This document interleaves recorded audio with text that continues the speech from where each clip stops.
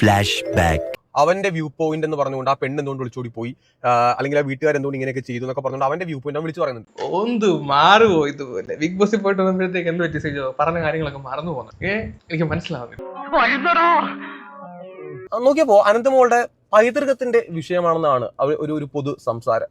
ഇവൻ വന്നിട്ട് വീട്ടിലിരിക്കുന്ന ആൾക്കാരെ പറഞ്ഞിട്ടേ തന്തയ്ക്ക് വിളിക്കുന്ന വന്നിട്ട് അങ്ങനെയൊക്കെ തന്തയ്ക്ക് വന്ന് വിളിച്ചിട്ട് പോയി കഴിഞ്ഞാൽ നമുക്ക് വെറുതെ ഇരിക്കാൻ പറ്റുമോ സിജോ? അപ്പം നമുക്ക് ഇന്ന് സിജോന്റെ വീഡിയോ റിയാക്ട് ചെയ്യാം. അതിനേക്കാൾ നല്ലത് എന്റെ ശവം എടുക്കണതല്ലേ. അനന്തമോൻ കഴിഞ്ഞ ദിവസം വീഡിയോയുടെ തുടക്കത്തിൽ തന്നെ മിസ്റ്റേക്ക്, മോനേന്നോ അതുകൊണ്ട് ഞാൻ മോളെ എന്ന് വിളിക്കാം. ഓക്കെ, ഞാൻ മോനാണോ മോളാണോ എന്ന് എന്റെ വീഡിയോ കാണുന്നവർക്ക് എല്ലാവർക്കും മനസ്സിലാവുമെന്നാണ് എനിക്ക് തോന്നുന്നത്. പക്ഷെ നിന്റെ വീഡിയോ കാണുന്നവർക്ക് അത് മനസ്സിലാവില്ലടാ സിജോ. നീ ആണാണോ അതോ പെണ്ണാണോ? അത് ആണും പെണ്ണും കെട്ടവനാണോ? എടാ ഇവള് നമ്മളെക്കാളും തറയടാ. അപ്പൊ സിജോ നമുക്കൊരു വെളിപ്പേരിട്ടെങ്കിൽ അപ്പൊ സിജോയ്ക്ക് നമ്മളൊരു വെളിപ്പേര് തിരിച്ച് കൊടുക്കണമല്ലോ. അവരുടെ ആസനം പഴുത്താൽ അത് പൊക്കി കാണിച്ചുകൊണ്ട് കാശുണ്ടാക്കുന്നത് ഒരു രീതി. മോനെ സിജോ കിട്ടി, പേര് കിട്ടി. ആസനം പൊക്കി സിജോ എന്ന് വിളിക്കും. ചെറിയ വട കൊടുത്ത് വലിയ വട വാങ്ങിച്ചു.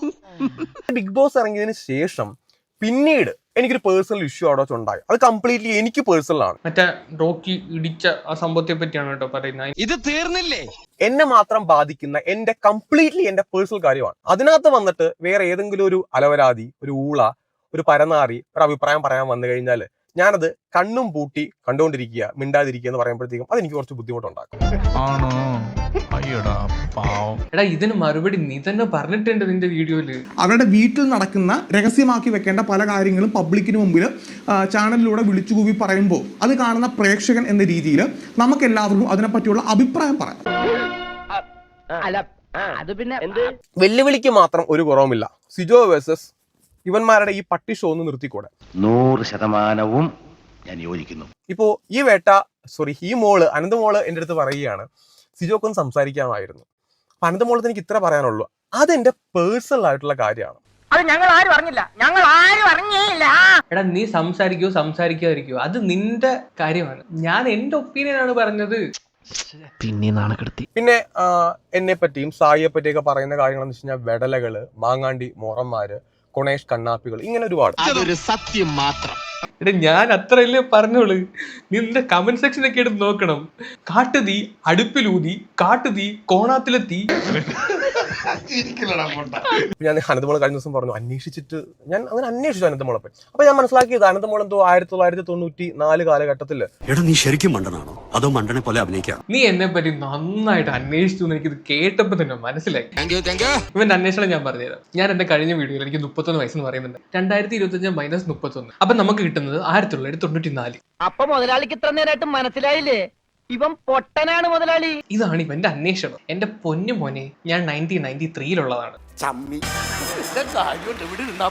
അനന്തമോള് ജനിച്ച ഒരു സ്ഥലത്തില് ഒരുപാട് ആൾക്കാർ വന്ന ഒരു വലിയ ആഘോഷ പരിപാടിക്കിടയിൽ അനന്തമോള് ജനിക്കുകയാണ്. നോക്കിയപ്പോ അനന്തമോളുടെ പൈതൃകത്തിന്റെ വിഷയമാണെന്നാണ് ഒരു പൊതു സംസാരം. നീ മേടിച്ചോ?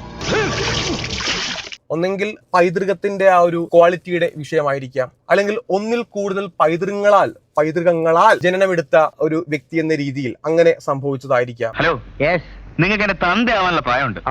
വാക്കുകൾ കുറച്ച് സൂക്ഷിച്ച് ഉപയോഗിച്ചാൽ കൊള്ളാം. എടാ സിജോ, ഞാൻ എന്റെ കഴിഞ്ഞ വീഡിയോയിലോ അല്ലെങ്കിൽ ഒരു വീഡിയോയിലോ നിന്റെ അച്ഛനെ പറഞ്ഞിട്ടില്ല, നിന്റെ അമ്മയെ പറഞ്ഞിട്ടില്ല, നിന്റെ ഭാര്യയെ പറഞ്ഞിട്ടില്ല, നിന്റെ വീട്ടിലുള്ള ആരെയും പറഞ്ഞിട്ടില്ല. ഞാൻ നിന്നെ മാത്രമേ പറഞ്ഞിട്ടുള്ളൂ. എവനെ ഒന്നും പറഞ്ഞിട്ട് കാര്യമില്ല. തറവാട്ട് മഹിമ എന്ന് പറഞ്ഞ സാധനമുണ്ട്.